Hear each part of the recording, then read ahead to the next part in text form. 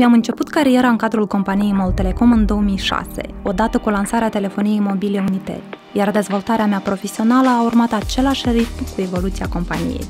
Pentru mine, MOL Telecom reprezintă mai mult decât un loc de muncă, este o familie. Este mediul în care mi-am început cariera și în care m-am dezvoltat, datorită încrederii și susținerii constante a echipei.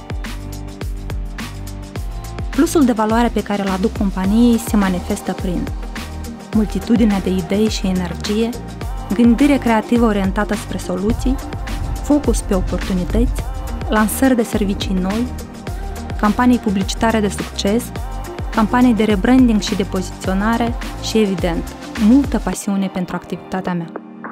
Consider că am adus schimbarea în sine. Cred că principala noastră competiție este cu noi înșine.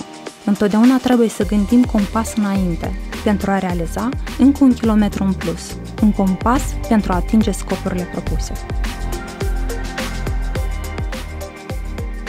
Am descoperit pasiunea pentru creație încă din facultate, iar astăzi ea se materializează în campaniile publicitare și de branding ale companiei.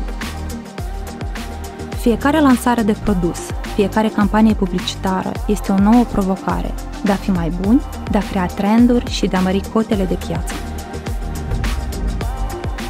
Orientarea către rezultat îmi ghidează activitatea profesională, iar cea mai mare realizare personală este fetița mea Eva, care materializează visele mele, pasiunea pentru muzică, literatură, poezie și artă.